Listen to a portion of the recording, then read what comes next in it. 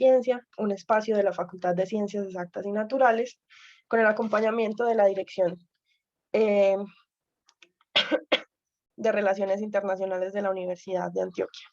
Muchas gracias a nuestros egresados que aceptaron la invitación para acompañarnos hoy. Muchas gracias al profesor Marco Giraldo y a Caterine Chanzi, quienes nos acompañan y son, el profesor es el que dirige las relaciones internacionales en la facultad. Entonces, muchas gracias por liderar también este espacio.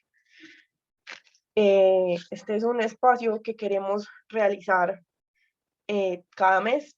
Es una invitación que realizamos a nuestros egresados para que nos cuenten sus experiencias a la hora de estudiar sus maestrías y doctorados en el exterior. Entonces es como un insumo para nuestros chicos de pregrado que quieren también realizar más adelante sus posgrados. Invitamos entonces y le damos la palabra al profesor Marco Giraldo, quien es el que lidera este espacio. Sí, gracias Camila. Pues de acuerdo, muchachos, muchas gracias por aceptar la invitación. ¿Qué es lo que queremos con estas actividades? Es que nuestros muchachos, estudiantes, ustedes pónganse en la cabeza de cada uno de ellos, están todavía muy chiquitos y ven como muy difícil, muy extraño poder decir yo voy a ir a otra parte a estudiar y me van a pagar por eso y voy a formarme en otro país y lo que yo conozco aquí, los conocimientos que estoy adquiriendo, la experiencia que estoy adquiriendo para trabajar en una determinada área, en este caso la astronomía, pues realmente me va a servir para competir con gente de otra parte y que nuestro nivel en nuestra facultad realmente es tiene un nivel bastante alto comparado pues a cualquier otra parte. Entonces, yo creo que vamos a entrar ahí, pónganse en la cabeza de ellos, les van a contar cositas y luego ya las preguntas que tengan. Entonces, sin más, bienvenidos, muchas gracias de nuevo y a todos los asistentes entonces también que sea muy dinámico, esto es una actividad pues informal, queremos que así sea y que la disfruten, ¿no? Esto es eso, es un espacio para sentarnos a charlar de la posibilidad de hacer cosas luego del pregrado. Listo. Entonces, Muchas bienvenido, Camila. gracias, profesor Marco, muchas gracias. Porfa, me activan la cámara, Carlos, por favor, muchas gracias. Sí, vamos a iniciar con una pequeña ronda de presentación. La idea es que sean ustedes quienes nos cuenten, quienes hablen, o sea, es una conversación. Queremos entonces que cada uno nos cuente dónde están estudiando, qué están estudiando, se presenten obviamente, por qué eligieron esa universidad y podemos iniciar con estas preguntas. Iniciamos con Natalia Osorio. Buenas tardes a todos. Pues primero, obviamente, muchas gracias por tenerme en cuenta. Bueno, yo estoy ahorita en el Instituto de Radioastronomía y Astrofísica de la UNAM en Morelia, en México. Y estoy haciendo el doctorado, actualmente estoy en el tercer semestre. Bueno, yo escogí este instituto porque pues estoy trabajando con la misma persona y en el mismo instituto desde la maestría.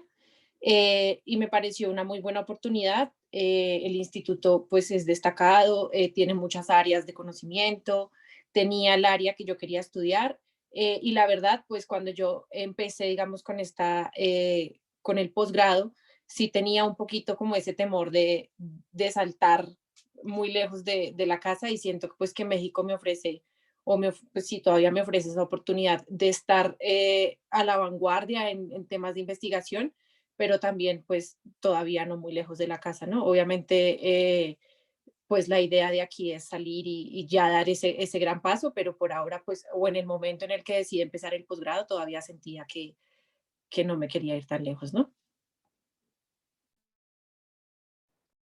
Muchas gracias, Natalia. Continuamos ahora con Giselle Pardo.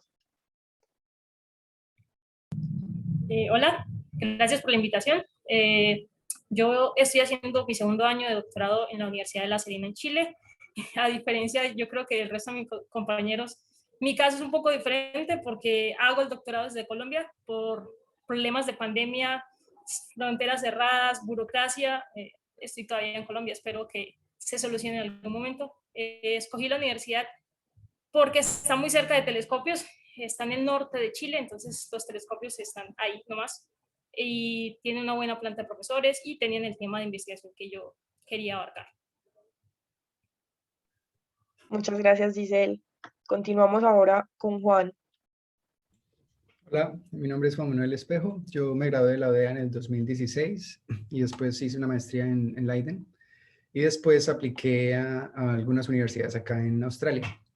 Primero porque quería venir a Australia, quería conocer, porque pues, la calidad de vida es bastante alta y además porque mi investigación o lo que yo estaba haciendo desde Leiden tiene que ver con evolución de galaxias y Australia, digamos, la gran mayoría de la investigación que se hace acá es sobre galaxias.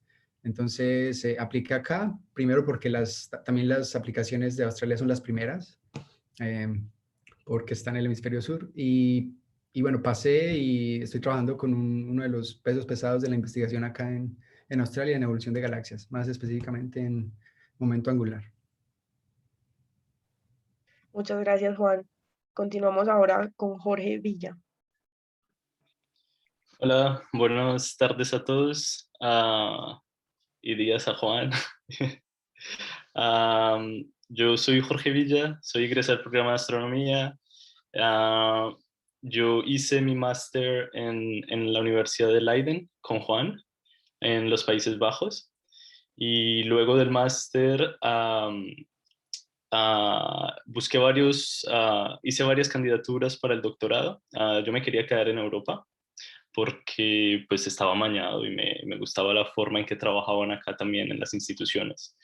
Entonces envié varias candidaturas en Holanda, en Alemania y en Francia y finalmente obtuve la de Francia y en ese momento me encuentro haciendo mi último año de doctorado en la Universidad de Aix-Marseille, en el sur de Francia, y trabajo en el Laboratorio de Astrofísica de Marsella. Trabajo en el polvo estelar, en las galaxias, básicamente estudiando análisis espectral de energías de galaxias para tratar de entender los parámetros físicos y caracterizar las galaxias. Y yo creo que está. Muchas gracias, Jorge. Continuamos ahora con Carolina Rojas. Hola, muy buenas tardes. Yo actualmente estoy haciendo una maestría en el Instituto de Física de la UNAM, sede Ciudad de México. Estoy haciendo mi último semestre de maestría, estoy haciendo mi tesis en este momento. Espero ingresar el próximo semestre al doctorado aquí mismo en el Instituto de Astronomía. Bueno, yo trabajo con estrellas variables en cúmulos globulares y bueno, escogí esta universidad porque aquí estaba el profesor con quien hice mi tesis de pregrado. Entonces tuve la oportunidad de venir a hacer una pasantía para mi tesis y me gustó mucho el instituto y vi que aquí pues se desarrollaba lo que yo quería hacer y que tenía muy buenas opciones pues para trabajar en el campo observacional, que es lo que a mí me gusta. Entonces decidí pues venirme para acá y aquí estoy trabajando duramente. Muchas gracias, Carolina. Muchas gracias a nuestros invitados, nuestros egresados de astronomía. Antes de realizar otras preguntas, les recordamos a todos que estamos tanto por Zoom como por transmisión en vivo en Facebook. Les recordamos que este es un espacio de conversación. Son ustedes los que van a realizar la mayoría de las preguntas, todas las dudas que tengan. Sabemos que nos acompañan muchos de nuestros estudiantes del pregrado de astronomía y tendrán algunas dudas de cómo de pronto estudiar en algunas de estas universidades que nos presentaron nuestros egresados. Entonces, les recuerdo, tanto en el campo de comentarios de Facebook como en los comentarios de Zoom, vamos a estar revisando todas las preguntas que ustedes realicen. Entonces, desde ya pueden ir formulándolas. Vamos a también agradecer la participación de Cristian Rodríguez. Él hace parte de la Dirección de Relaciones Internacionales de la universidad y al final del evento nos va a estar acompañando y complementando toda esta información con todo el apoyo que le brinda la universidad, las becas que existen. Entonces, para que estén también muy atentos. Hablando de becas, esa es una de las preguntas que siempre nos realizan. Chicos, ¿alguno de ustedes accedió a algún tipo de beca o cómo están realizando o cómo están ustedes en otros países, pues cómo están pagando sus posgrados, es algo que nos preguntan mucho y que los chicos siempre están muy pendientes de eso, o cómo poder acceder a ese tipo de convocatorias. ¿Quién de ustedes quiere iniciar con este aspecto? Voy yo. Listo. Pues sí, yo estoy becada, yo también hice la maestría en el mismo instituto donde estoy, también fui becada en la maestría. Para mí eso era primordial, o sea, yo siempre consideré que si iba a hacer un posgrado, pues iba a buscar un lugar donde pudiera acceder a una beca, ¿no? Y eso yo creo que también es un factor, o para mí influyó a la hora de decir, es una posibilidad de irme o venir a estudiar acá donde estoy, ¿no? Porque yo sentía que no quería endeudarme de pronto consiguiendo una beca desde Colombia. Y lo bueno, por ejemplo, del instituto en el que yo estoy es que la beca, o sea, uno no tiene que, la remuneración es graduarse, ¿no? Yo sé que hay muchos institutos donde uno tiene de pronto que dar clases o tiene cierto tipo de tareas como debido a que a uno lo becan, ¿no? En mi caso, no, en mi caso me pagan por estudiar, por cumplir. Cuando estaba en la maestría me exigían un promedio, tenía que pasar todas las asignaturas de cada semestre. Eh, la beca me la dan únicamente por el tiempo que dura lo que estoy haciendo. En la maestría fueron 2 años, en el doctorado serán 4. No me dan la posibilidad ni de un semestre, o sea, me dan la posibilidad de pronto de un semestre que me tarde haciendo la tesis, ¿no? Pero no me van a pagar ese semestre extra. Sin embargo, pues sí está como la facilidad en mi caso de que no tenía una carga extra para contribuir a la universidad que me estaba pagando. Natalia, muchas gracias. Continuamos con Carolina que nos quiere complementar este tema. Bueno, como Natalia, yo estoy también en México y nosotros pues tenemos el mismo tipo de beca. Yo en la maestría pues también estoy becada. Esta beca nos las da CONACYT, que es el Consejo Nacional de Ciencia y Tecnología, creo que así se llama. Y pues como dice Nata, pues a nosotros nos pagan básicamente por estudiar, pero pues yo quería hacer hincapié en algo muy importante, y es que cuando uno quiere acceder a estas becas, uno debe tener para entrar un promedio mínimo, que el promedio mínimo es de 4. Pero cuando yo entré a la maestría, yo no tenía el promedio mínimo, yo tenía un promedio un poquito más bajito de 4, ¿cierto? Entonces, pero México te da una facilidad que muchas otras universidades no te dan. Y es que yo con mi promedio logré entrar a la maestría después de pasar los cursos propedéuticos y de pues pasar todo correctamente. Y el primer semestre no estuve becada. Lastimosamente, pues como no me alcanzaba el promedio, no me pude becar. Pero con el promedio del primer semestre ya saqué el promedio necesario para la beca y a partir del segundo semestre he sido completamente becada. Entonces, eso es una ventaja que muchas otras universidades no tienen y que, digamos, la UNAM te ofrece, ¿cierto? Que tú puedes entrar con un promedio menor y obtener la beca después. Así, digamos, si quieres salir a estudiar al exterior, pues digamos, ya cuando yo entré a hacer el doctorado, ya el promedio que va a contar no es el del pregrado, sino que va a contar mi promedio de maestría, que afortunadamente pues me esforcé mucho y es bastante alto, y con mi promedio ya puedo entrar becada casi que, pues puedo obtener muchas otras becas, ¿no? Entonces eso también te da como la oportunidad de poder ir mejorando tu hoja de vida sin necesidad de quedarte estancado porque no tuviste un promedio pues superior a 4. Y bueno, y para el doctorado, pues como ya tengo el promedio y yo quiero entrar, pues seguir aquí, también estaría becada por parte de CONACYT. Ella. Bueno, otra cosa, antes de que se me olvide. También es muy importante contar con el apoyo de los profesores, porque cuando el primer semestre que yo no estuve becada, el profesor con el que yo hice la tesis de pregrado, él me brindó una beca que tenía él. Entonces él me dijo, para ayudarte en lo que consigues tu beca de CONACYT, te ofrezco esta beca. Y obviamente pues la beca no es la misma cantidad pues que te da CONACYT, ¿cierto? No es la misma cantidad de beca pues normal de una maestría, pero es una ayuda. Entonces también como si no puedes acceder a la beca de entrada, también como hablar con tu profesor y ver qué posibilidades te puede dar él, qué ayudas te puede dar él, eso también pues es muy importante y es muy útil porque hay profesores que tienen bastante presupuesto de investigación y que te pueden ayudar con becas a las que pueden acceder. Muchas gracias, Carolina. Jorge, cuéntanos entonces tu experiencia en este tema. Bueno, mi experiencia con la maestría fue un poco diferente. En Leiden, el observatorio de Leiden ofrece 3 becas para estudiar la maestría. Una que es para la gente que se quiere especializar en instrumentación y otras 2 que es para gente que quiere especializarse en otra de las ramas que ellos ofrecen, generalmente cosmología o investigación en astronomía o otra rama que ellos tengan ahí. Yo recuerdo que lo que hice fue simplemente enviar mi candidatura a la universidad y enviar una carta en la que explicaba por qué quería hacer mi candidatura para la beca y por qué quería y por qué la necesitaba realmente, por qué necesitaba esa beca. Ya ellos entre todo eso aceptan las personas y a partir de las personas que aceptan le dan las becas a 3 personas, contactan las personas y si las personas aceptan, bueno, ya tienen la beca. A veces las parten en 2, en mitad de beca y se la dan a más personas, como para contribuir.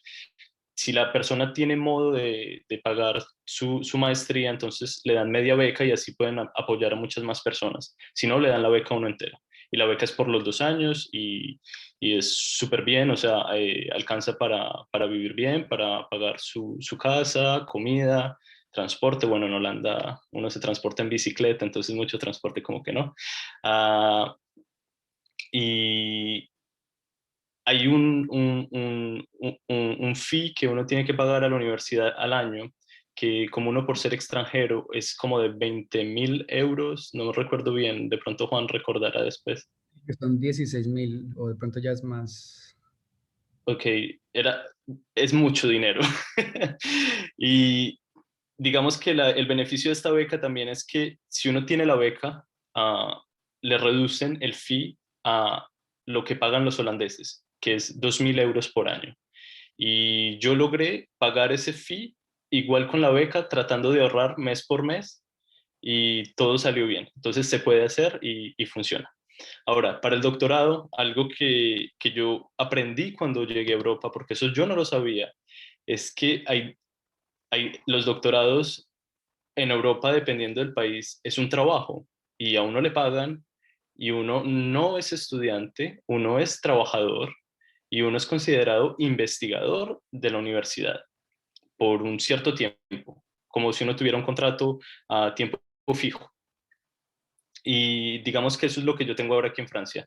Francia me dio la oportunidad de tener un contrato de trabajo en el que yo tengo un salario que es un poco mayor al salario mínimo francés, que le da un estatus a uno de trabajador y que le permite a uno tener seguridad social, pensión, todo cubierto súper bien.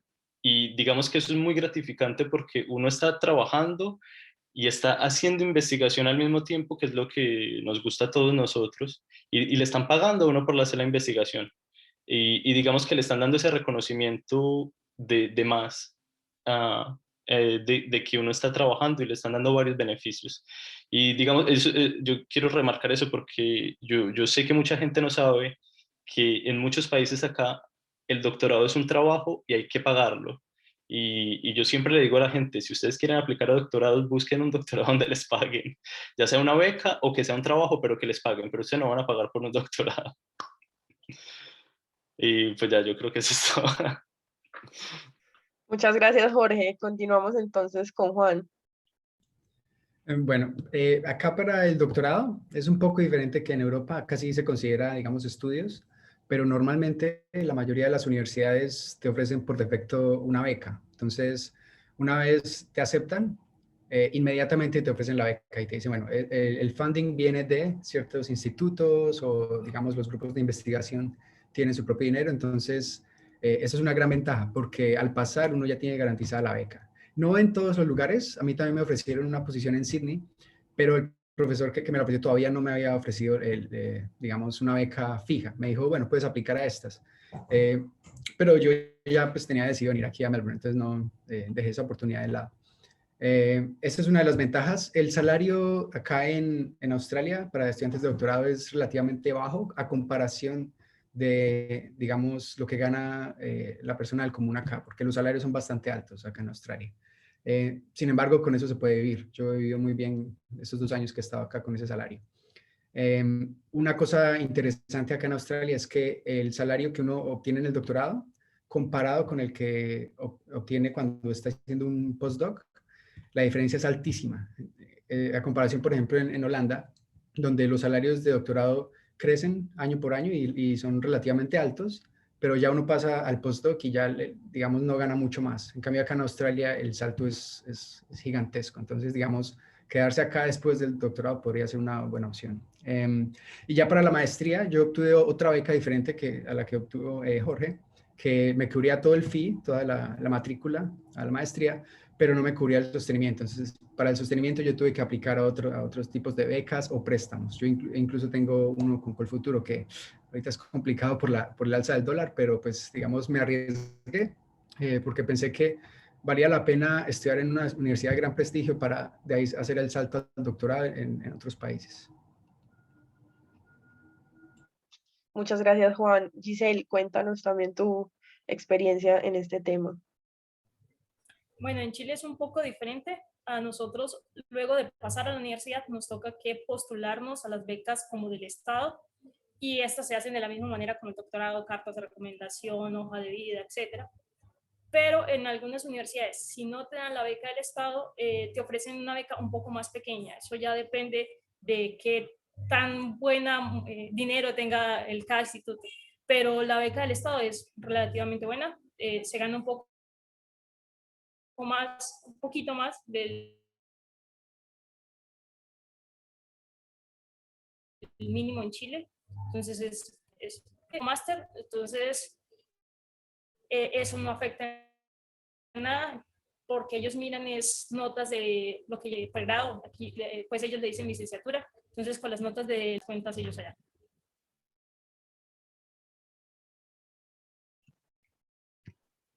Giselle, muchísimas gracias.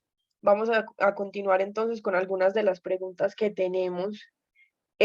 Nos preguntan entonces, ¿ustedes dónde conocieron ese tipo de becas o dónde buscaron? Si, por ejemplo, o sea, un chico de pregrado en este momento que ya casi esté terminando, que quiera participar en estas becas o que quiera participar en alguna de esas universidades, ¿dónde empieza a buscar? Entonces, ¿cómo podría ser así? ¿Dónde empieza a buscar esa información sobre las becas o de cómo postularse a esas universidades?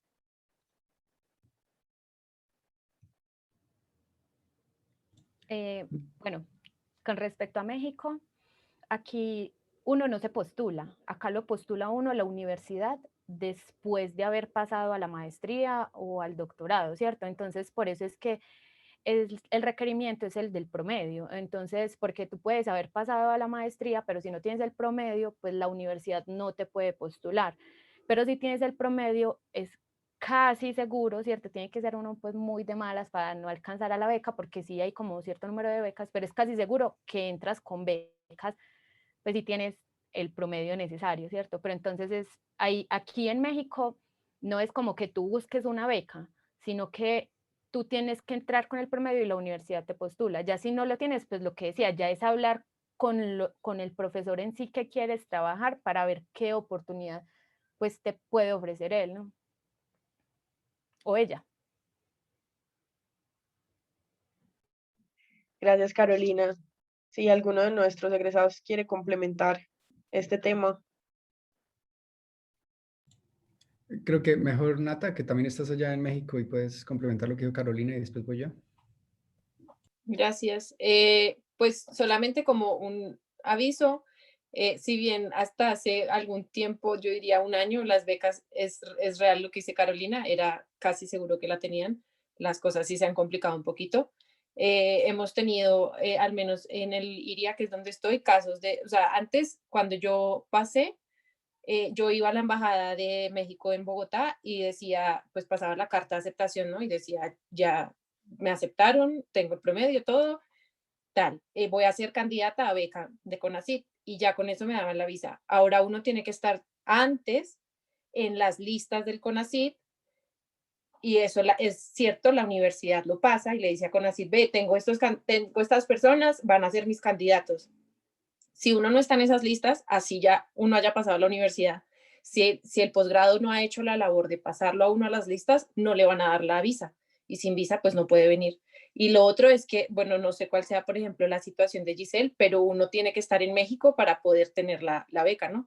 Porque tiene que ser ya persona fiscal, tiene que tener pues como algunas, usted tiene que tener identificación mexicana. Entonces también son cosas como a tener en cuenta, sobre todo ahorita que pues esperemos que la pandemia no dure mucho más, pero quién sabe, pues que se han complicado más estos trámites. Antes de que siga Juanma, algo pues para complementar con respecto a lo que decía Nata, porque pues digamos mi caso es un caso particular, porque pues reiterando lo del promedio, es que pues lastimosamente el promedio en la academia es demasiado importante. Entonces cuando uno tiene un promedio menor a 4, que es normalmente el requerimiento, pues las cosas se complican, ¿cierto? Entonces, como yo entré sin beca, pues lo que dice Natalia, o sea, para uno entrar, uno necesita tener la visa. Y si uno no tiene la beca de CONACYT o no tiene, pues no tiene algo que sustente el mantenimiento económico pues dentro del país, entonces la embajada te pide tener durante 3 meses cierta cantidad de dinero, que son alrededor de 17 millones de pesos, más o menos, ¿cierto? Entonces es tenerlo 3 meses ahí, llevar un extracto, pues los extractos de cuentas de 3 meses que digan, sí, ahí estuvo el dinero, ¿cierto? Y ya te dan la visa, porque es como el requerimiento, pues, de la parte económica. Digamos, yo pedí, pues, entre mis familiares, pues, recolectamos ahí el dinero y cuando me dieron la visa, a todos les devolví su dinero, ¿cierto? Entonces, eso también es muy importante. Y porque a mí también me pasó algo y es que cuando yo me di cuenta de eso, o sea, hay que tener mucho cuidado con los papeles que se piden en la embajada, no solo en la universidad, porque cuando yo me di cuenta de eso, a mí yo solo alcancé a tener el dinero un mes y a mí al principio me negaron la visa. Entonces en la embajada me dijeron, no, pues vaya, compré los pasajes para venir a hacer las vueltas del visado otra vez y haga la cita y váyase para México y entra a estudiar y entra como turista y regresa, saca la visa y vuelve y entra. Y cuando yo llegué al aeropuerto me retuvieron y me iban a deportar y no me iban a dejar entrar porque no tenía visa de estudiante, sino que tenía visa de turista. Entonces me decían, es que usted como turista no puede estudiar acá. Entonces, pero como afortunadamente yo tenía la cita en la embajada, ya tenía los pasajes comprados para ir y volver, o sea, tenía todo sustentado mostrando que yo no me iba a quedar como turista, sino que iba a tener que iba a tener mi visa de estudiante, entonces me dejaron entrar y pues pude ingresar, ¿cierto? Pero eso es mejor muchos meses antes, si tú decides entrar a una universidad, ver no solo los requerimientos de la universidad, sino los requerimientos que te pide el país para los papeles, porque la verdad, por ejemplo, yo estuve en el aeropuerto como 4 horas retenidas y fue horrible. Entonces, sí es mejor como tener mucho cuidado con esas cosas también. Muchas gracias, Caro. Continuamos entonces con Juan, que nos iba a complementar un poco el tema. Sí, volviendo un poco a la pregunta a los chicos, ¿qué les diría para cuando estén pensando en aplicar a maestría? Especialmente es que, primero que todo, las universidades les interesa tener más estudiantes porque usualmente las maestrías pues, se pagan. Entonces, el pasar a la maestría es, digamos, es relativamente fácil. Lo difícil es conseguir la beca, el financiamiento, ¿cierto? Esa es la parte complicada, esa es la parte en la que las cosas se complican. Entonces, a veces sí, muchas personas piensan que no, va a ser muy difícil pasar allá. En general, las universidades, digamos, filtran algunos estudiantes, pero normalmente no son muchos los que no pasan. Lo importante es enfocarse en el financiamiento. Desde mi caso, desde mi experiencia personal, afortunadamente la Universidad de Antioquia tiene este convenio con la Universidad de Leiden desde hace varios años. Yo siempre estuve muy activo con ellos, hablé con los profes, digamos que desde ahí me di cuenta que era una oportunidad que no podíamos desaprovechar. El hecho de que ya teníamos cierta conexión y que ya conocíamos cómo se trabajaba allá, eso me dio a mí y seguramente a Jorge también como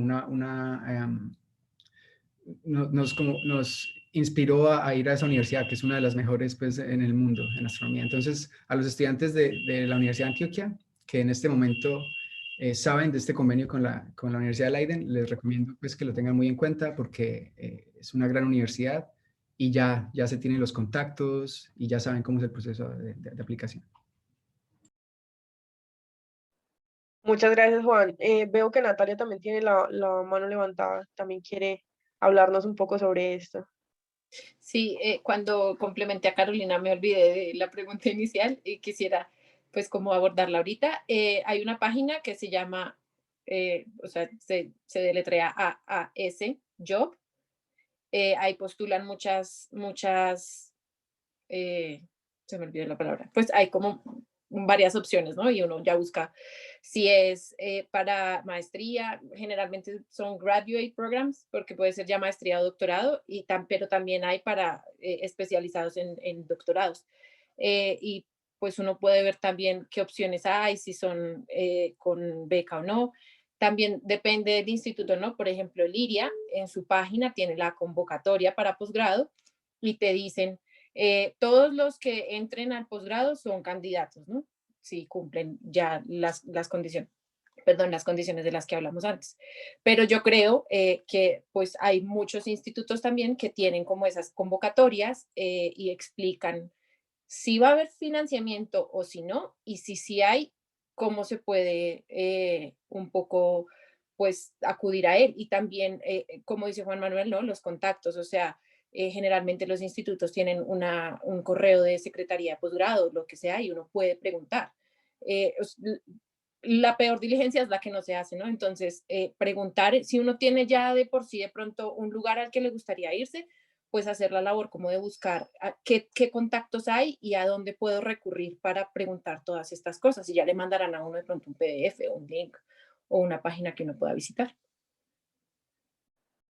Muchas gracias, Natalia. De pronto, si nos puedes compartir este enlace que tú dices y de pronto lo puedes compartir en el chat de Zoom y lo compartimos ahorita también en el chat de Facebook para que nuestros estudiantes puedan ir revisando estas publicaciones. Veo que Jorge también quiere comentarnos. Sí, así como más como un consejo general que yo le daría a los estudiantes de pregrado que están terminando y que están tratando de buscar algún lugar en donde continuar los estudios. Yo les diría como, lo ideal sería como sentarse y pensar a dónde me quiero ir, ¿cierto? Y qué institutos hay que yo conozca y que yo me quiero ir porque hay cierto tema de investigación que me gusta o hay cierto profesor con el que me gustaría trabajar. Y luego mirar en esas páginas de cada instituto si ofrecen becas, porque generalmente en las páginas de los institutos está la información, como lo dijo Natalia. Y mirar qué debo hacer para aplicar esas becas. También, al mismo tiempo, lo que yo haría es preguntar, porque lo mejor es preguntarle a la gente que ya está afuera. Ya somos un montón de personas que estamos afuera y por lo menos en muchos de los casos es porque nosotros hemos sabido de otras personas antes de nosotros que han ido y es la información que se pasa de persona a persona, ¿cierto? Entonces, si por ejemplo, yo me quiero ir a Japón y yo conozco que hay un astrónomo en Japón que estudió en la UDEA, pues le mando un correo y ya está. Pues si es una mala persona no le va a responder, pero generalmente le va a mandar un mensaje y le va a explicar cómo aplicar a la beca y es mucho más fácil porque yo sé que a veces buscar en estos sitios es tedioso y uno se confunde con toda la información y uno se abruma. Entonces, como ir con calma y primero escoger dónde me quiero ir, por qué me quiero ir, con qué profesor quiero trabajar, si hay becas, si hay alguien que conozco y quién me puede dar información. Muchas gracias, Jorge. Un tema importante eso, si de pronto ustedes quieren compartir sus contactos en el chat con las personas que nos están viendo, que los puedan contactar y preguntar sobre estas becas ya más directamente, pueden escribir sus correos si quieren en el chat. Tenemos también otra pregunta importante. Nos parece muy importante la cuestión del idioma en los posgrados, qué tan importante es el idioma y quizás de pronto, y nos han dicho muchos que es una pequeña debilidad que tenemos, el inglés, es en todas partes el inglés, obviamente en algunos otros lugares va a ser otro idioma, pero qué tan importante es eso. Bueno, yo creo que vamos más que todo, Jorge y yo, en este momento. El inglés, sí, el inglés es fundamental y es el idioma que se habla, incluso si te vas a hacer un doctorado en China, en Japón, en donde sea, vas a hablar inglés y vas a trabajar en inglés. La investigación que hacemos, los artículos, todo está en inglés. Entonces, claramente es muy, muy importante. Siempre, pues sabemos que en Colombia, y por lo que el español es un idioma tan grande, digamos, estamos un poquito limitados a que no estamos forzados a aprender inglés, como en otros países pequeños donde digamos, sus idiomas, por ejemplo, Holanda. Holanda es un buen ejemplo. Es un idioma relativamente pequeño porque está solo en Holanda y la influencia del inglés, las películas, la música, todo hace que ellos aprendan el inglés mucho más rápido. Entonces se les facilita y aprenden inglés de una. Entonces ellos ya tienen, digamos, una ventaja muy grande a comparación de nosotros. Ahí nos toca, digamos, aprovechar todas las oportunidades que nos da, por ejemplo, la universidad. La Universidad de Antioquia nos da oportunidades para aprender el idioma, también hacer esfuerzos obviamente personales para tratar de llegar a un buen nivel, que a veces es una limitante, pero hay que tener en cuenta que no todos los que van a hacer posgrados ya tienen un buen nivel de inglés. Es otra cosa, algunas personas a veces se asustan y dicen, no, mi inglés no es suficientemente bueno para ir y estudiar. Algunas veces sí lo es suficiente para iniciar y ya con el tiempo, pues ya uno viviendo en un país donde se habla solo inglés, pues uno aprende, uno termina aprendiendo, pues se ve forzado a aprender. Entonces, a veces sí, como un consejo y es no se asusten demasiado si piensan que el nivel pues no es tan alto. Carolina nos va a complementar también sobre este tema. Bueno, respecto al inglés, yo debo decir que no importa que uno esté en un país de habla hispana, el inglés es súper importante porque la ciencia se hace en inglés. Entonces, cuando tú llegas a estudiar, por ejemplo, la maestría y estás viendo materias, el 99.9% de los textos están en inglés. Entonces, mínimamente uno tiene que saber leer bien en inglés. La verdad, yo durante el pregrado no me esforcé tanto en inglés y cuando entré a la maestría sentí el peso del inglés y dije, no debía haber hecho eso, ¿cierto? Y es muy importante. Entonces, yo sí le aconsejo a los estudiantes del pregrado que si están a tiempo, estudien inglés. Y si no han estudiado inglés y ya están a punto de terminar, eso, como decía Juanma, no es una limitante para dejar de presentarse, ¿cierto? Porque, por ejemplo, yo durante la maestría, pues he subido mucho mi nivel de inglés. De hecho, yo estoy escribiendo mi tesis de maestría en inglés, a pesar de que estoy en un país de habla hispana. ¿Por qué? Porque eso va a generar que mi tesis pueda acceder, pues cualquier persona pueda acceder a ella y entenderla bien.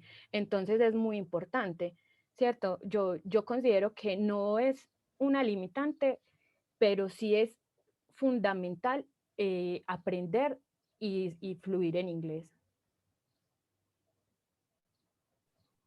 Muchas gracias, Carolina. Jorge y también Natalia quieren hablarnos un poquito sobre esta importancia, ya sea del inglés o del idioma del país donde están. Sí, bueno, yo también concuerdo con mis amigos, con mis colegas. Realmente el inglés es fundamental. Es muy, muy importante, independiente de donde esté uno, porque la ciencia se hace en inglés. Ah, es real que, por ejemplo, en el caso de Juan y mío, cuando estamos en Holanda, pues la vida también era en inglés. Ah, entonces, como que eso juega también un papel muy importante en necesitar hablar el idioma de donde uno se vaya. Pero sobre todo porque la ciencia se hace en inglés y los artículos los vamos a tener que escribir en inglés y las tesis generalmente las vamos a tener que escribir en inglés, porque así es que ganamos visibilidad en el ámbito científico. Pero desde mi experiencia personal aquí en Francia, en Francia no hay que hablar francés para venir a hacer un doctorado. Solamente se necesita hablar inglés. Pero resulta que la comunidad francesa es una comunidad muy cerrada y los laboratorios no son tan internacionales. Entonces, uno va a escuchar francés todo el día. Van a haber presentaciones en francés, correos solamente en francés, la administración solamente habla francés. Entonces, digamos que uno se abruma un poquito porque uno está acostumbrado, o por lo menos yo estaba acostumbrado en Leiden, que es un país donde se habla holandés, y en mi instituto se hablaba inglés todo el día y yo podía hacer mis cosas tranquilamente sin saber una sola palabra de holandés. Pero yo llegué a Francia y me di cuenta que sí necesitaba aprender un poquito de francés para el diario vivir y también para el instituto. No es una regla, no es algo obligatorio, pero es algo bueno que uno podría hacer. Entonces, viendo la pregunta de alguien que hizo en el chat que dice como si me exigieron francés, a mí no me exigieron francés, pero yo con el tiempo me di cuenta que sí lo necesitaba un poquito, entonces digamos que eso ayuda a alguien. Si usted quiere venir a Francia, practique un poquito el francés, cosas básicas, para que no le dé el choque cultural tan fuerte.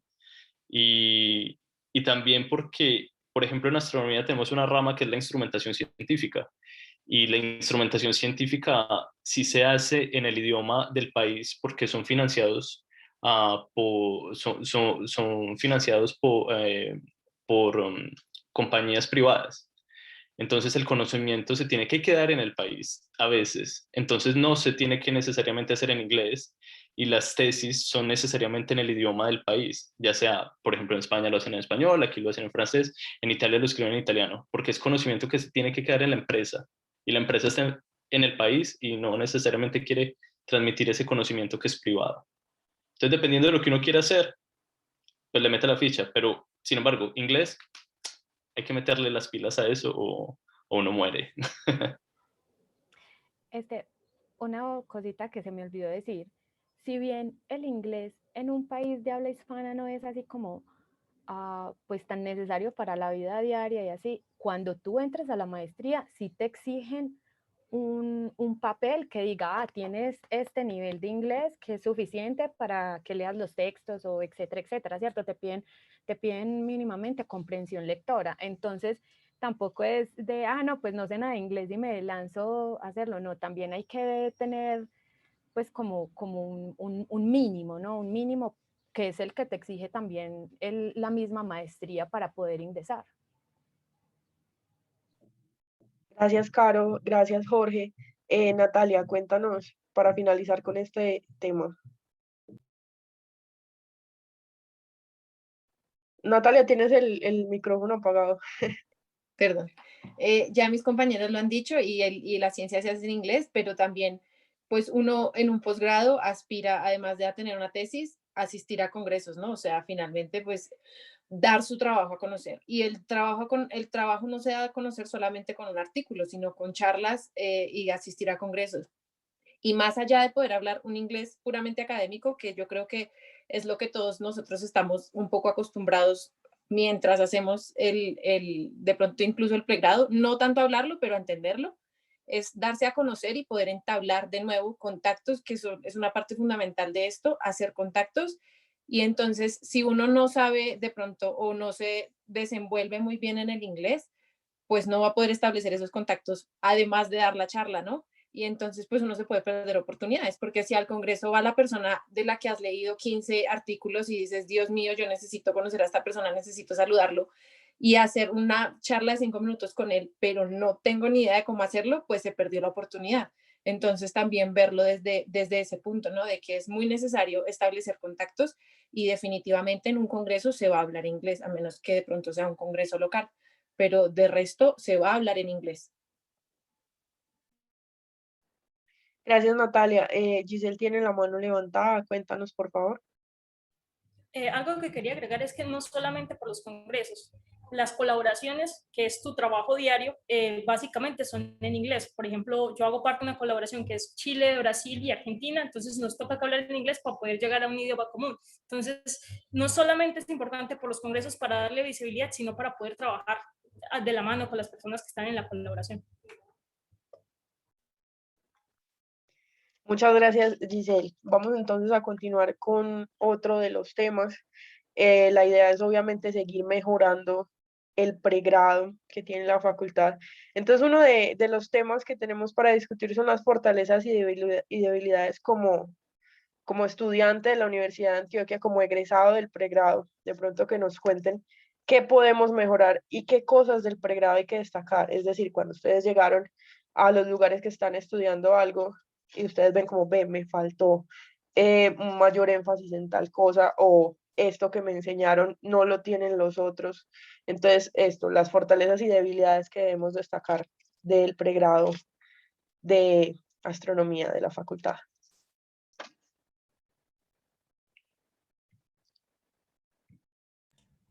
Bueno, yo voy a decir algo que hay que destacar del pregrado y es que es muy buen nivel. Uno cuando llega a otra universidad se da cuenta que va con muy buen nivel, tiene muy buenas bases en matemáticas, en física y uno ha desarrollado cierta intuición que es muy útil a la hora de resolver problemas. Otra cosa es que nuestro pregrado pues, es relativamente largo a comparación de los pregrados en otros países. Por ejemplo, en Europa, la mayoría de países de Europa, Holanda, por ejemplo, el pregrado dura 3 años.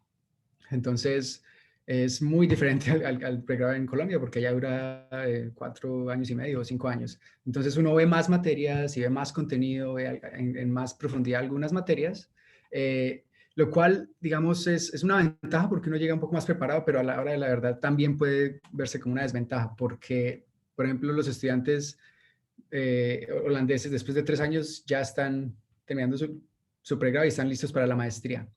Obviamente hay que tener en cuenta que digamos, la educación desde el colegio es mejor en Holanda, entonces digamos que no tiene que haber como una especie de, no tiene que haber un espacio extra de tiempo para que los estudiantes, digamos, se nivelen y empiecen a tener, digamos, bases en matemáticas y física, porque como sabemos, pues en Colombia es complicado, hay colegios en los que uno pues no llega con buenas bases, entonces hay que nivelarse, por eso, digamos, esa es una de las razones por las que los pregrados son más largos en Colombia.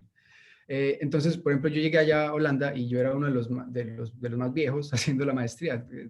Mis compañeros pues eran pelados de 21 años que estaban ya haciendo su maestría y es como, es interesante ver el cambio. Sin embargo, como bien decía, una de las fortalezas es que gracias a que el pregrado es largo, uno llega con muy buenas bases y uno pues puede afrontar un pregrado o una maestría en otro país de gran nivel sin problemas. Jorge, cuéntanos entonces también tu opinión sobre este tema. Yo opino un poco igual como Juan. El pregrado es demasiado fuerte. Nosotros salimos con muy buenas bases, matemáticas, físicas, programación. Yo conozco gente que llega al doctorado sin saber programar. Nosotros realmente salimos con muy buenas herramientas para hacer investigación. Pero sí es verdad que cuando uno llega a hacer la maestría se siente, por lo menos en mi caso yo me sentí que estaba repitiendo mis 2 últimos años de pregrado. Y entonces fue como, ok, yo ya vi estas materias y ahora las estoy volviendo a ver, yo ya conozco, no me disgusta volverlo a ver, pero estoy repitiendo cosas que ya sé. Tomé otros cursos y traté de enfocar mi carrera, porque en la IDEN se pueden tomar los cursos dependiendo de lo que uno quiera. Entonces traté de enfocar mi carrera en cursos que yo no había visto en Colombia para tratar de complementar como mi carrera en sí, pero para mí fue una sensación de que yo hice mi carrera en 5 años en Colombia y luego hice 2 años de maestría, en los cuales mucha parte de la maestría se repitió cosas de los últimos años de pregrado. Entonces, igual, no sé, yo creo que uno sí se siente un poco como con esa diferencia de edad, porque todos los que están haciendo maestría con uno son súper jóvenes, y no solamente aquí en Europa, la gente que llega de UK, ellos tienen maestrías de 1 año.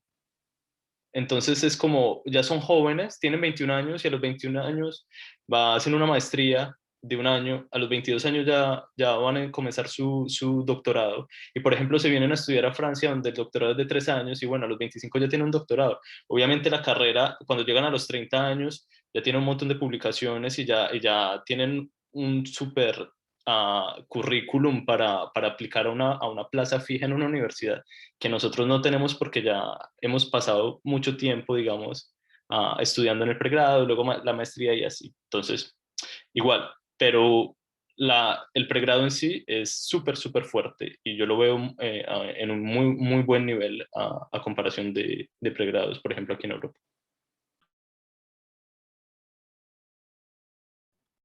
Muchas gracias, Jorge. Seguimos con Juan entonces y luego con Giselle, porfa. Perdón, se me olvidó bajar la mano, yo ya, ya comenté. Listo. Giselle, entonces continuamos contigo y luego Natalia. Yo apoyo lo mismo que dicen mis compañeros y es que tenemos muy buen nivel. Yo no tengo máster, yo pensé que eso me iba a chocar cuando entrara al doctorado, entonces, y no lo sentí. Comparto de que muchos de los temas que vi el primer año los vi en algún punto de la carrera. Entonces, esa parte no me dio tan duro gracias al que el pregrado es tan largo y vemos tantas cosas.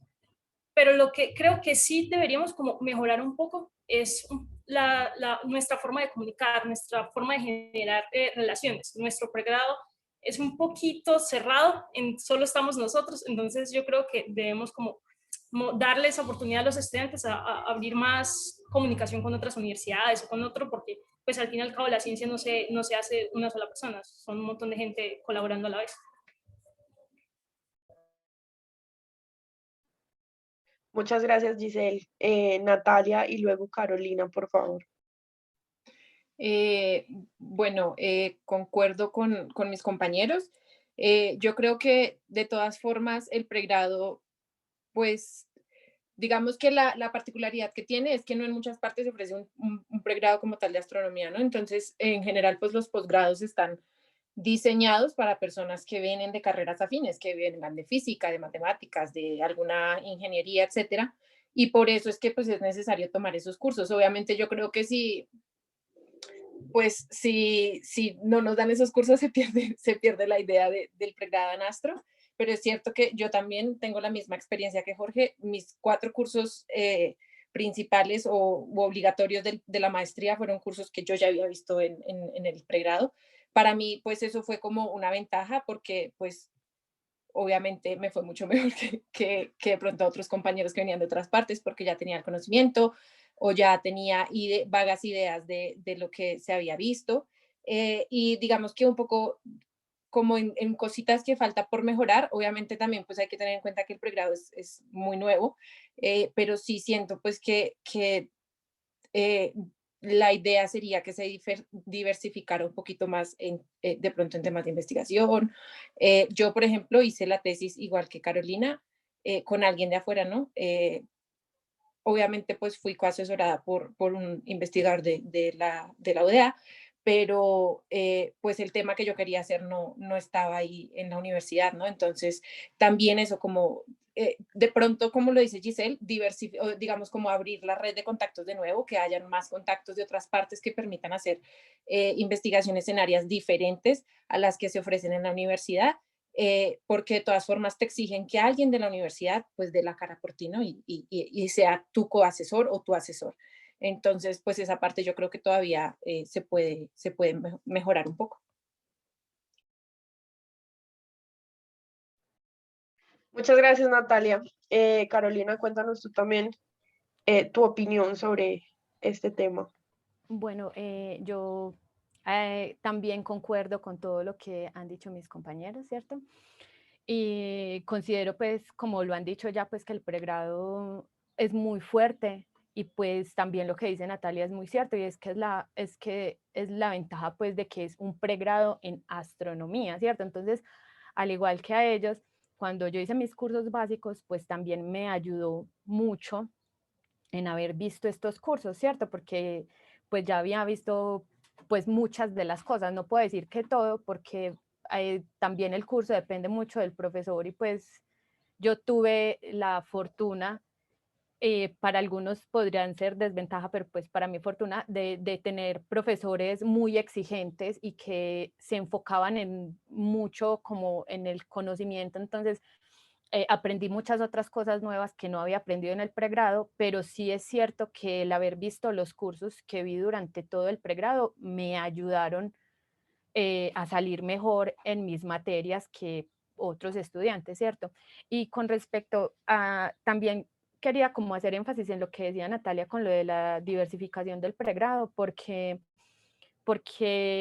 yo cuando estaba haciendo el pregrado, llegué a un punto en que veía que el pregrado iba como enfocado solo a una rama de investigación que es muy teórica y pues a mí en lo personal no me gusta mucho, ¿no? Entonces venía muy desmotivada pues del pregrado, como que ya no me veía en astronomía, como que no quería seguir investigación, ¿cierto?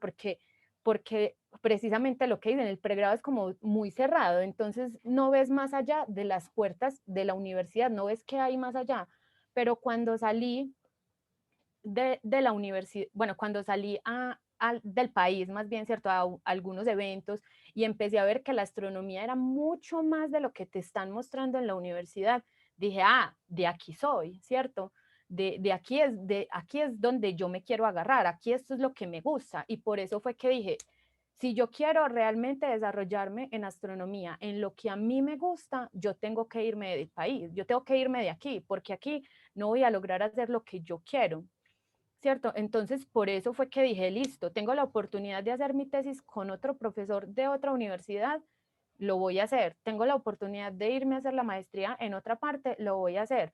Mi asesor de maestría me ofreció una muy buena oportunidad para hacer un trabajo de doctorado, la voy a agarrar porque es un tema que me sigue gustando, es algo que además me va a dar muy buena hoja de vida, para hacer un postdoc, etcétera, etcétera, ¿cierto? Entonces, esas cosas, digamos que te abren el camino a lo que, a desarrollar tu vida académica, ¿cierto? Y eso es algo que le falta al pregrado, el abrirse más, lo que dicen, el mostrar la astronomía mucho más allá de lo que hay en Colombia, de lo que apenas se está desarrollando, porque igual se entiende pues que es un pregrado relativamente nuevo, que en Colombia pues la astronomía en general está apenas surgiendo, ¿cierto? El nivel que hay, por ejemplo, aquí en México de astronomía es muy alto en comparación al de Colombia, entonces eso se entiende, pero entonces es hora de abrir más y mostrar que hay mucho más y mostrarle a los estudiantes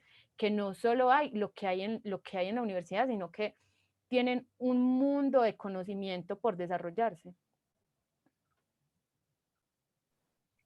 Carolina, muchas gracias por tu intervención. Ya nos estamos entonces pasando un poquito del tiempo. Vamos a tener algunas preguntas finales antes de sus palabras, ya como para cerrar el evento. Pero antes de eso, les recordamos a todos la importancia de seguir a la universidad y más importante, si se quiere decir, a la parte de UDEA Internacional. Ahí vamos a encontrar todas las becas, todo el apoyo que ofrece la universidad. Entonces, para que estén muy atentos siguiendo las redes sociales de UDEA Internacional. Entonces, ahí vamos a obtener muchísima información.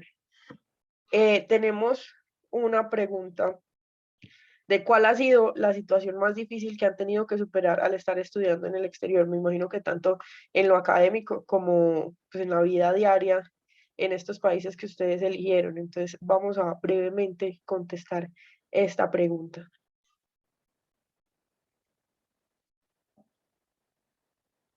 ¿Quién nos quiere contar cuál reto más difícil que superaron? Bueno, yo creo que para mí el reto más difícil ha sido el alejarme de mi familia. ¿Por qué? Porque, digamos, yo no soy de Medellín. Entonces, cuando yo hice mi pregrado, igual vivía en una ciudad diferente a la de mi familia. Y yo decía, no, pues yo me voy del país y eso es lo mismo. Yo ya vivo hace mucho tiempo sola y etcétera, etcétera, ¿cierto?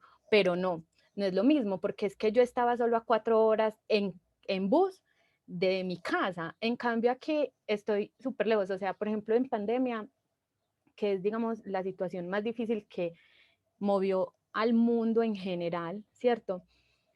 Yo no pude ir a Colombia, yo todo el tiempo he tenido que estar aquí en México, entonces eso también como que genera una desestabilidad emocional con la que es muy difícil tratar, ¿no? Entonces yo pienso que eso es como lo más difícil, ¿cierto? Teniendo en cuenta pues que yo no estoy tan lejos, o sea, a la final yo solo estoy a 3.000 kilómetros de Colombia, pero aún así para mí ha calado como mucho eso, como el llegar de todas formas a un lugar nuevo, a la final donde uno puede conocer muchas personas, pero pues al final está pues solo porque no está como con su gente de confianza, ¿no? Yo creo que para mí ese ha sido como el mayor reto. Y pues yo lo que he tratado de hacer también es como enfocarme en lo que vine a hacer. Muchas gracias, Carolina. Muchas gracias por contarnos. Y sí, vemos que uno de los retos más importantes ha sido la pandemia. Entonces, además del que ustedes consideren uno de los retos más importantes, y nos cuentan también cómo han vivido la situación de la pandemia en los países donde ustedes están en este momento, cómo ha afectado sus estudios, la vida diaria, si ha modificado algo en la rutina académica que ustedes ya tenían. Entonces, también nos pueden contar ese aspecto. Veo que Jorge y Natalia también tienen la mano levantada. Dale, Natalia. Gracias. Bueno, pues la primera pregunta, definitivamente lo más difícil, pues para mí ha sido obviamente estar lejos de mi casa. Yo tampoco soy de Medellín, también me fui para otra parte, pues para Medellín. Y lo mismo, ¿no? Cuando pasaba algo, pues estaba a 8 horas en bus o a 40 minutos en avión y paré de contar, pero pues acá es diferente. Me pierdo muchas cosas, o sea, yo no estuve cuando mi sobrina nació, se me murió un familiar y tampoco pude ir, entonces son muchas cosas, ¿no? Y incluso estando tan cerca, pues se dificulta. Ahora no me quiero imaginar los que están al otro lado del mundo, pero definitivamente es eso. Si yo estoy triste, solamente lo máximo que puedo hacer es llamar a mi mamá y llorar, pero pues mi mamá no me va a poder abrazar por videollamada, entonces pues es eso, ¿no? Es aprender eh, a, pues a vivir las cosas de otra forma, a pasar las experiencias, las negativas de una forma diferente. Igual encontrar, pues yo he podido encontrar una red de apoyo fuerte acá, entonces por ese lado pues está bien, pero entiendo que pues no muchas veces uno pues puede acudir bien a esa red de apoyo, más aún en pandemia, donde nadie se puede ver, y ya pues digamos como afrontando esa situación, yo creo que a todos nos ha afectado, obviamente de maneras diferentes. Para mí ha sido pues que el instituto, yo creo que en todas partes lo cerraron, nadie puede ir, entonces también uno deja de ver a las personas, mal que bien. Y siempre se lo he dicho como a las personas con las que puedo hablar de esto, pues ir a quejármele a mi compañero de oficina sobre que las cosas no me dan, pues es un alivio, ¿no? Y ahorita definitivamente no es lo mismo, o cuando a las 2 de la tarde quiero ir a perder el tiempo y tomarme un café con alguien, pues ya no es lo mismo tampoco, aunque todos queramos hacer el esfuerzo como de hacer más videollamadas o de hacer más reuniones virtuales, pues definitivamente no es lo mismo, no es lo mismo el contacto físico, el de pronto necesitar un abrazo de alguien y que pues no te lo puede dar. Entonces, eso, yo creo que como a mucha gente, pues también mi salud mental se ha visto bastante deteriorada. Eh, la forma en la que uno trabaja cambia mucho. Sí he tratado como de establecerme límites y decir, ok, tengo este horario de trabajo y no lo voy a alterar por nada del mundo. Mañana el trabajo va a seguir ahí, porque uno ya encerrado todo el día en la casa, pues es muy fácil perderse en eso y decir, bueno, pues total, ya no me tengo que ir a ningún lado, no tengo que, no se me puede ir el tiempo porque se me va a ir el bus, pues porque no tengo que ir a ningún lado. Entonces yo siento que es muy fácil como alterar ese horario y decir, pues le sigo hasta la hora que sea, pero yo he tratado como de ser en ese aspecto pues muy exigente conmigo misma para no enloquecerme literalmente pues, por no poder hacer nada más, ¿no?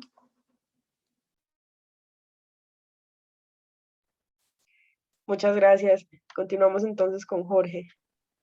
Bueno, yo también concuerdo que lo más duro es estar lejos del país, de la familia, de los amigos, de la vida que uno tenía, ¿cierto?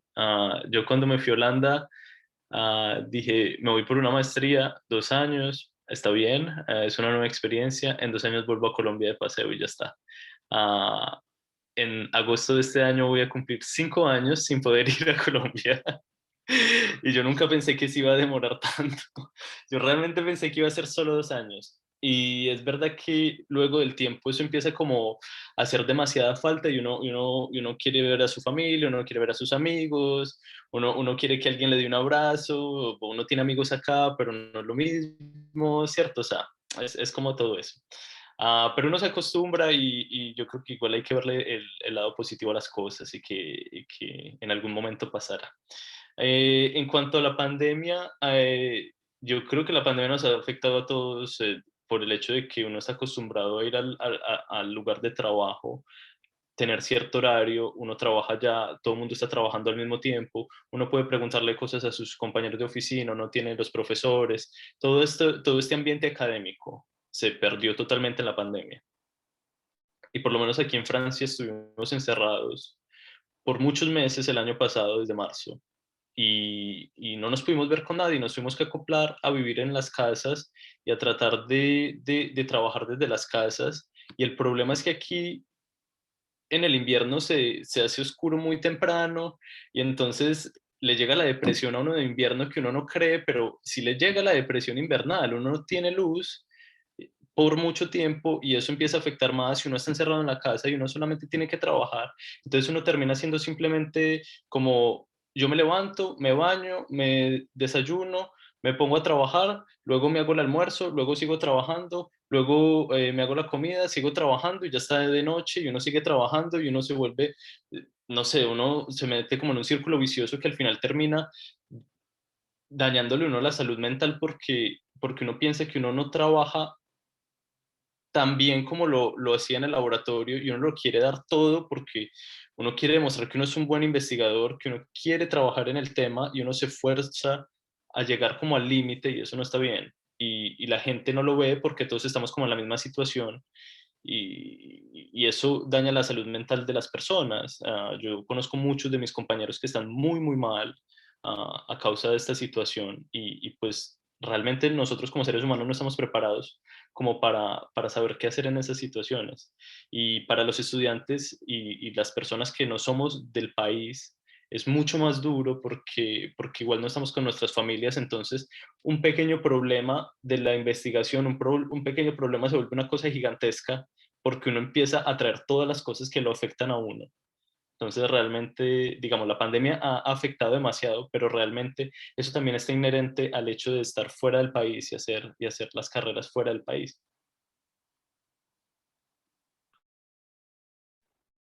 Muchas gracias, Jorge. Continuamos entonces con Giselle sobre tu experiencia en este tema. También vemos que, Giselle, tú nos contabas que tú sigues aquí en Colombia, pero pues realizando tu posgrado. ¿Cómo afectó también eso, la parte de la pandemia, de no poder ir? De eso iba a hablar. Lo más difícil, aparte de entenderle el español a los chilenos, es que básicamente todas mis conexiones tienen que ser vía Skype, pues vía Skype, vía Zoom, lo que sea, porque no conozco a mis asesores, no conozco a mis compañeros, así que no tengo con quién quejarme. Entonces ha sido esa virtualidad y el hecho de que pues, obviamente fronteras cerradas, burocracia con los consulados, todo eso estresa. Y como preguntó Natalia cómo estaba haciendo yo con la beca, está esperando en Chile, me toca que llegar a Chile a que poder tener todos los papeles chilenos. Entonces todo eso también afecta porque económicamente no recibo dinero, menos mal mi mamá me ayuda un poco, pero entonces yo creo que todo eso de la pandemia ha afectado brutalmente en ese sentido. Pero lo bueno es que los profes son muy conscientes, el gobierno chileno ha dicho que me va a esperar el tiempo que sea necesario para que yo llegue a firmar los papeles, que eso es bueno porque usualmente las becas tienen como un plazo máximo para ser firmadas. Pues en mi caso han dado como bastantes plazos para que yo pueda llegar a firmar. Es como lo único así súper duro. La ventaja es que estoy en mi casa, entonces tener el apoyo de mi mamá y mi hermana acá ha sido importante. No tengo con quién quejarme del doctorado, pero sí tengo aquí a mi familia que en cualquier cosa tengo la... Muchas gracias, Giselle. Continuamos entonces con Carolina. Bueno, ahorita yo pues como que no dije nada respecto pues en general a mi vivencia en la pandemia y pues yo creo que mi situación es igual, bueno, igual a la de los que estamos afuera, ¿no? Porque pues afortunadamente Giselle pues tiene la oportunidad de estar con su familia pues y creo que eso marca la diferencia, ¿no? Pero sí es muy duro luego no poder estar en su oficina, tener, o sea, como si estoy muy estresada o lo que sea, poder salir y dar una vuelta, o si no te dio un código, entonces ir donde un compañero que sepa más de programación que tú y te puede ayudar a resolver el problema, o si necesitas ayuda de tu asesor, poder ir a su oficina y hablar con él. Todo eso afecta muchísimo, ¿cierto? Y pues a mí en lo personal, a mí me afectó demasiado el encierro. De hecho, yo me retrasé, se supone que yo debía haberme graduado ya, pero yo me retrasé un semestre con la tesis debido pues a la situación general, a la pandemia y todo eso. Y pues lastimosamente pues CONACYT ¿cómo se dice? Bueno, no fue flexible con estos casos, ¿cierto? Y pues yo ya terminé mi beca y pues ahorita, afortunadamente, pues mi mamá tiene la oportunidad pues de hacerme un préstamo de ella con el que pues voy a sobrevivir estos meses que estoy sin beca. También otra cosa que me ayudó fue que yo durante toda la maestría ahorré un dinerito, entonces con ese dinerito que ahorré, pues pagué unos cuantos meses pues aquí en México, ¿cierto?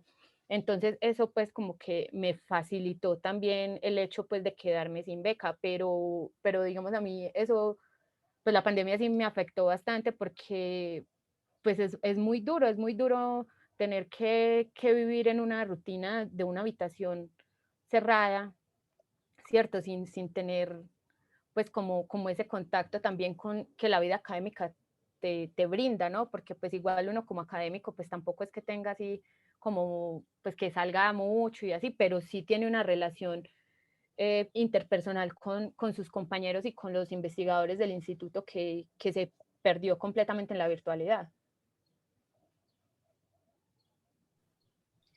Muchas gracias, Carolina. Seguimos con Juan, pero vamos a tratar de ser súper breves porque ya tenemos tiempo solo de la última pregunta. Nos pasamos un montón del tiempo. Entonces, continuamos con Juan. Sí, sí, para cerrar, pues yo concuerdo con todos, estar lejos de la familia es lo más complicado. Yo, pues por la pandemia no he podido viajar y ya llevo 2 años sin verlos, no tanto como Jorge, que lleva 5, pero eh, afortunadamente, pues acá en Australia la pandemia se pudo manejar, entonces digamos que ya estamos volviendo a las oficinas, ya la vida está volviendo a la normalidad. Afortunadamente, eso está sucediendo acá y uno sí nota la diferencia del todo. A pesar de que en astronomía, digamos, si uno tiene buen internet, en principio puede trabajar desde la casa. Esa es una parte, eso es un aspecto de la vida diaria, es trabajo, pero el resto de la vida pues es complicado. Entonces yo creo que, digamos, eso no es muy diferente en otras áreas de conocimiento, en otros trabajos, pero sí, pues sí ha afectado bastante y nos ha afectado bastante a todos.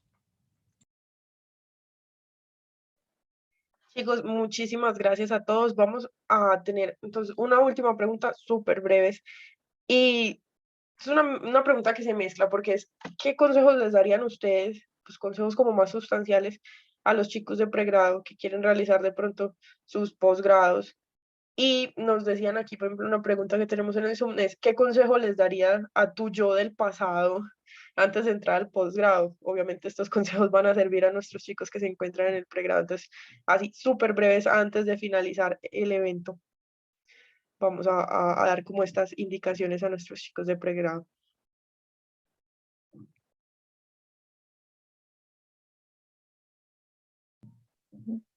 No sé si Caro o Natalia, parece que Caro no se dejó la mano levantada o inicia Natalia, que sí levantó la mano. Entonces, chicas, iniciamos. Yo dejé la mano levantada, que inicie Natalia. Bueno, ¿qué consejo les daría? Pues sí es una decisión que hay que pensar bien, no hay que tomarse un posgrado a la ligera. Yo sé que llama mucho la atención, pues si estamos con beca, pues la beca, pero hay que verlo desde la parte de si es esto lo que quiero hacer, si me veo haciendo esto por el resto de mi vida. Yo en el doctorado, digamos que la forma de trabajar es completamente diferente. Hacer un posgrado es muy diferente a hacer un pregrado en el sentido en el que uno tiene que aprender a desarrollar responsabilidad, independencia, ser organizado y todo este tipo de cosas.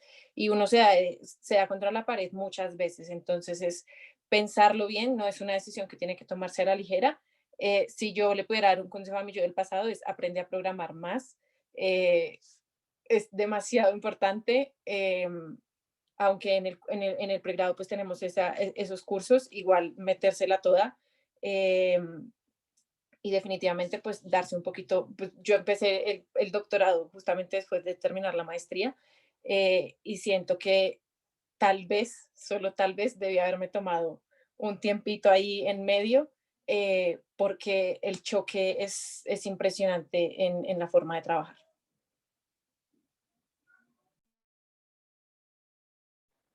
Muchas gracias, Natalia. ¿Alguno de nuestros otros egresados que quiera hablar sobre este tema? Bueno, pues ya que yo tenía la mano levantada,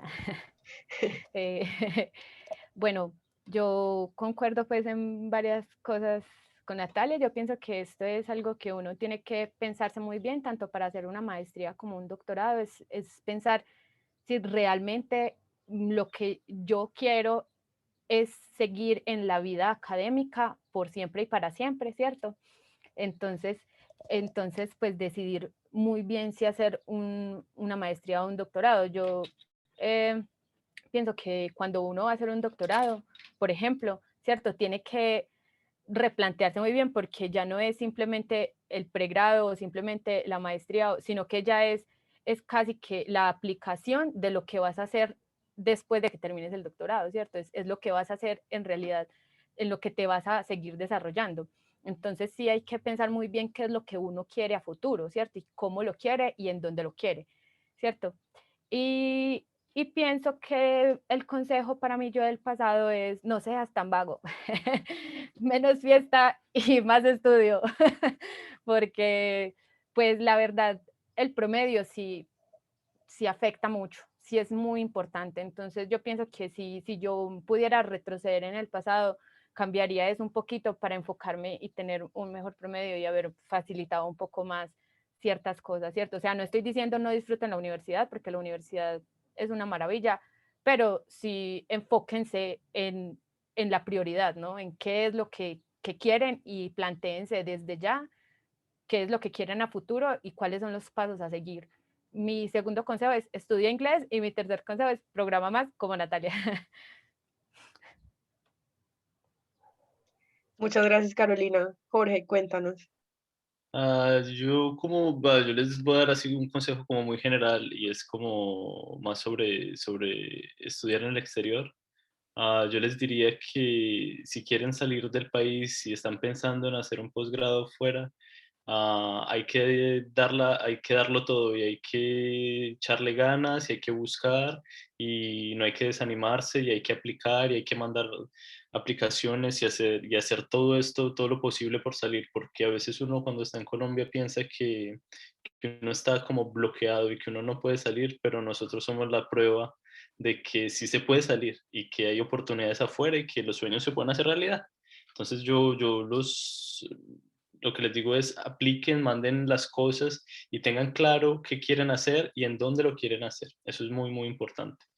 Y a mí yo del pasado, yo le diría, eh, hay que dejar de ser tan tímido y preguntar e informarse y dejar la pena de informarse sobre los asesores y sobre con quién va a trabajar uno.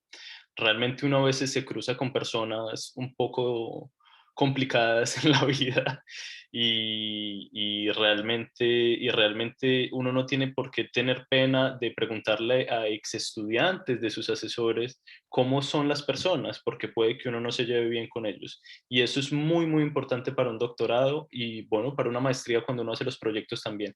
Uno tiene que tener una muy buena relación con su asesor, porque de eso depende el éxito del proyecto y que uno también se sienta motivado a terminar los proyectos. Es muy, muy importante escoger un buen asesor. Muchas gracias, Jorge. Entonces terminamos con Giselle y si no sé si de pronto Juan también quiera complementar el tema. Creo que yo voy por el mismo lado de Jorge y es que no tengan miedo a aplicar a varios lugares y a que los rechacen. Esto puede pasar. Puede que en ese lugar su perfil no cumpla todos los requisitos que ellos están buscando, pero en otra parte puede que su perfil encaje perfectamente. Entonces no le dé miedo al rechazo y mande solicitudes a todas partes, obviamente informado y decidido por la línea de investigación que quiere trabajar. Y a diferencia de Carolina, creo que a mí yo del pasado le diría que se relaja un poquito. Eso es importante, aprender a descansar, porque cuesta mucho en estancias cada vez más altas aprender a descansar.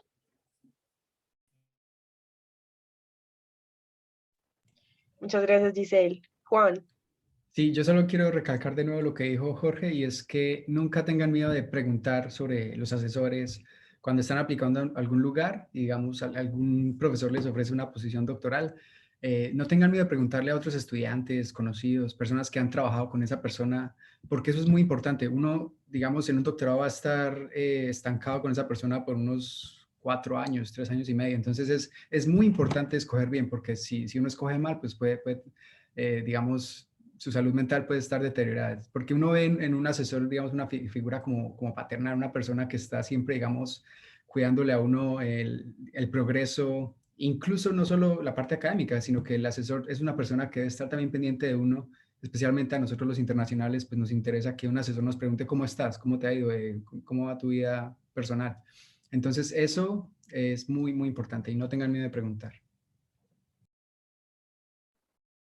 Muchas gracias a todos, muchas gracias por tomarse el tiempo y aceptar esta invitación que consideramos que es tan importante para nuestros chicos de pregrado de astronomía como para otros que quieren realizar ese pregrado, que apenas lo van a iniciar, que apenas se van a presentar a la universidad y quieren como ver un poco cómo sería su futuro. Entonces, muchísimas gracias a todos, muchísimas gracias a todos los que nos acompañaron en este espacio que va a quedar grabado en el Facebook de la facultad y también se va a subir la grabación en el YouTube de la facultad. Entonces, muchísimas gracias a todos, chicos, muchas gracias. Y los esperamos también en los próximos eventos de egresados conectados con la ciencia. Vamos a tratar de conectarnos con los egresados de cada uno de los programas que tiene la facultad. Entonces, estén muy atentos a las próximas invitaciones. Y no sería más, sino muchísimas gracias a todos por acompañarnos. Gracias. Gracias a todos. Muchas gracias a todos. Que estén muy bien.